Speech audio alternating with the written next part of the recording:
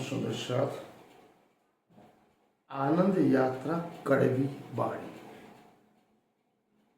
Episode number 68 में बिल्कुल अध्याय श्याम से कृष्ण अवतारवाद ईश्वरवाद एक बड़ी विसंगतता भारतीय परंपरा में दो महान पुरुष चाहे वो श्री राम हो या श्री कृष्ण हो, आस्तिकता और नास्तिकता। आस्तिकता का मतलब है अंधविश्वास, बिना जांच पड़ताल किए, बिना तर्क किए, बिना छानबीन किए, बिना सोचे समझे। अगर हम मनुष्य हैं, परमात्मा ने हमें बुद्धि शक्ति विचार शक्ति दी है। सुनी सुनाई बातें, पीढ़ी दर पीढ़ी आती हुई मान्यता है जिनमें अंधश्रद्धा, बाह्य आडंबर, कुरिवाज को विश्वास करने से पहले अगर आप मनुष्य हैं, पढ़े लिखे हैं, तो सोच विचार कर समझने की कोशिश करो कि ये जो परंपराएं हमारे समाज में चली आ रही है, जिस समाज को सनातन भी कहा गया, वैदिक भी कहा गया, हिंदू भी कहा गया, जब तक आप समझोगे नहीं तो मानव जीवन, ये मनुष्य जीवन कब आए, पैदा हुए, कब चले गए, वो आपको पता नहीं पड़ेगा। मनुष्य जन्म लेना हिंदू परंपरा कहती है 84 लाख योनि के बाद मिलता है। 84 लाख योनि में प्राणी बनो, पक्षी बनो, कीड़े मकोड़े बनो। तो अगर ये मनुष्य जन्म मिला है तो अंतिम दिनों तक आपको हृदय मन तक आत्मा में विश्वास होना चाहिए कि मैंने व्यर्थ जन्म नहीं गंवाया। मनुष्य जीवन का उद्देश्य क्या है? मानव मात्र के बीच प्रेम, स्नेह, दया, करुणा, अहिंसा, अपरिग्रह, सब हिल मिल के रहो, मस्त रहो, आबाद हो। किसी के भी प्रति रसोई मन तन आत्मा में ईर्ष्या, देश, कट्टरता, धूर्तता, ऊंच नीच, जात पात, रंग, वर्ण, वेश, भाषा हम क्यों रखे और किसने बनाई ये जात पात, ऊंच नीच? परमात्मा ने तो कुछ बनाया ही नहीं। परमात्मा के लिए सभी एक समान है, चाहे 14 लोग का ब्रह्मांड हो या 28 लोग का ब्रह्मांड हो। स्वर्ग से हमें लालच दी गई, नरक से डर दिखाया गया। जिंदा स्वर्ग देख नहीं सकता, मुर्दा बता नहीं सकता। तो कुछ प्रश्न जब तक आपके मन में उठेंगे नहीं, तब तक आप उस बात को समझेंगे। इतना हाँ तो मैं समझ सकता हूँ कि दुनिया के किसी भी ग्रंथ में, हिंदू पक्ष, मुस्लिम, ईसाई और सिख हो, यहूदी हो, बुद्ध धर्म में, अगर आपको पैदा करने वाला परमात्मा है तो कर्म के अनुसार फल भुगत के जब तक आपके जीवन ने लिखी हुई है, तब तक उस परमात्मा की इच्छा के बिना अगर आप पैदा नहीं हुए तो उसकी इच्छा के बिना आपकी मृत्यु भी हो नहीं सकती। ये सनातन सत्य है। तो किसी भी मंत्र में, टोटके में, श्राप में, किसी यज्ञ में, किसी पूजा अर्चना तंत्र मंत्र में ये ताकत नहीं कि आपको वो मार सके। इतना मैं आपको अवश्य कहता हूँ। इसलिए केवल और केवल मानव मात्र के बीच में प्रेम रखो। ये प्रेम ही परमात्मा, परमात्मा ही प्रेम। कुछ बातें रामायण पढ़ने के बाद और भागवत पढ़ने के बाद, महाभारत पढ़ने के बाद प्रश्न होने चाहिए। रामायण में दशरथ, भगवान राम कहते हैं, जिनके पिता दशरथ शब्दवेदी बाण चलाते थे। शब्दवेदी का मतलब क्या होता है? जिस दिशा से आवाज आई उस दिशा में जो प्राणी पक्षी कुछ भी होगा उसका वध हो जाएगा। दशरथ ने बाण चलाया। श्रावण माता पिता को लेके नदी किनारे घड़े में पानी भर रहा था।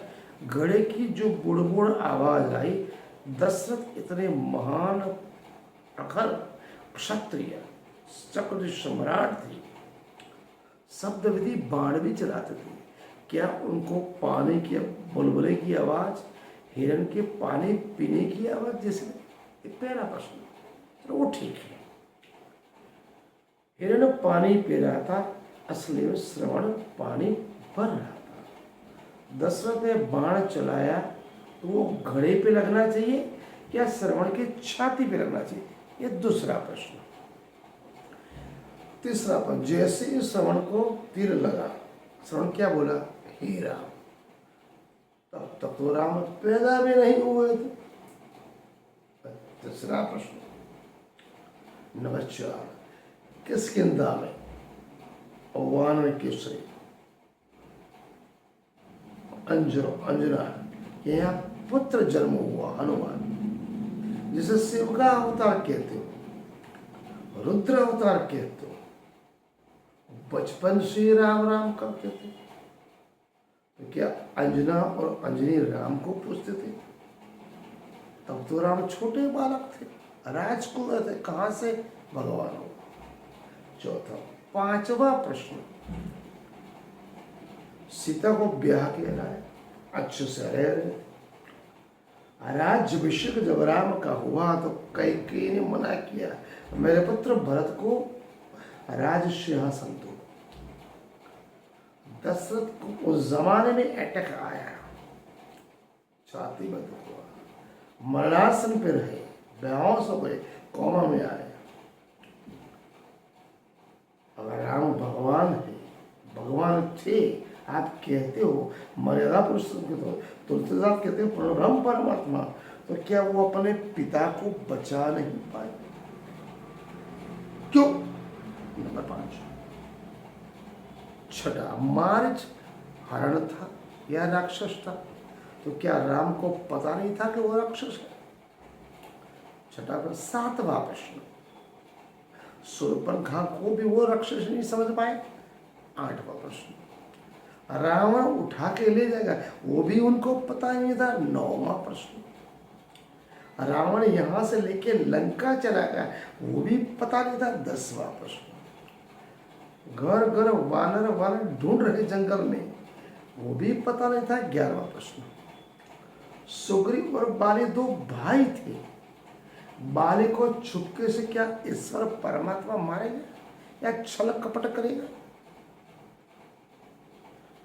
12वां प्रश्न, समुद्र मंथन हुआ और समुद्र ने बोला, द्रुमल पर्वत पे जो यादव रहते हैं मेरा पानी पीते, उनके स्पर्श में अस्पृश्य हो जाता हूँ, अछूत हो जाता हूँ। राम वहां आप बाण छोड़ो। तो अगर राम भगवान था, द्रुमिल पर्वत पे महान प्रजाति यादव प्रजाति एक लोग रहते, तो राम को पता ही था मेरा जो धनुष होगा वहां की प्रजाति को नाश करेगा, पूरे यादव कुल से। 13वां प्रश्न, नंबर 14, हजारों लाखों सैनिक राम रावण के युद्ध में मर गए, लक्ष्मण मूर्छित हुआ, तो वो क्यों बचा नहीं पाए? 14वां प्रश्न। 15वां प्रश्न, राम हनुमान थे, शिव के अवतार, संजीवनी बूटी लानी था या पूरा पर्वत लाना था? अगर इधर बुद्धिमान होते तो संजीवनी बूटी ले आते, क्यों दिमाग नहीं चला? 15वां प्रश्न, रावण राक्षस था, उसकी नाभि में तीर से वो मर सकता था, अगर भगवान होते तो विभीषण को क्यों पूछते? 16वां प्रश्न। 17वां प्रश्न, हजारों राक्षस योद्धा मर गए, वानर मर गए, तो संजीवनी बुट्टी अपने ही भाई के लिए क्यों, लक्ष्मण के, दूसरों को जिंदा करने के लिए नहीं की? भगवान होते मानव मात्र एक समान, मनुष्य हो या वानर हो और राक्षस हो, मानव हो राक्षस हो वानर हो, सभी परमात्मा के लिए सम्मान है। राम मर्यादा पुरुषोत्तम, तुलसीदास ब्रह्म परमात्मा कहते हैं। तो उसके लिए वानर, प्राणी, मात्र, मानव, राक्षस, सुर असुर समान होना चाहिए। तो अपने भाई के ही लिए संजीवनी बुट्टी क्यों, सबके लिए क्यों नहीं? ये 18वां प्रश्न। रावण मारा गया, सीता को अशोक निकले से आए, क्या बोले? मैं कैसे जाना तू पवित्र है या पवित्र? तो क्या भगवान नहीं जानते थे मेरी पत्नी पवित्र है? सीता को अग्निकुंड में जाना, अयोध्या आ गए, बीबी गर्भवती हो गई, एक धोबी के कहने पे निकाल दिया, निराधार छोड़ दिया बिना कुछ। वाल्मीकि इधर अयोध्या, इधर दंडकारण्य, अंतर कितना? 12 किलोमीटर का। लव और कुश 12 साल के हो गए, पत्नी किस अवस्था में है, क्या करती है, कैसे रहती है, उसका क्या हाल हुआ, तो 12 साल तक उसको पता नहीं चला। 12 साल तक रोए, सीते सीते सीते लेने के लिए लंका गए। क्या बोला? मैं तो रावण को मार रहा, तुझे मारना नहीं है। 19वां प्रश्न। 20वां प्रश्न, लव और कुश को खुद साबित करना पड़ा हम आपके पुत्र है। उसके लिए रावण का रावण बोलना पड़ा। तो राम भगवान थे तो पुत्रों को क्यों नहीं परख? उसके बाद भी पत्नी पे, एक नारी पे शंका किया राम ने, कैसे मानो तू पवित्र है? तो नारी का हर पल हर घड़ी राम ने अपमान किया।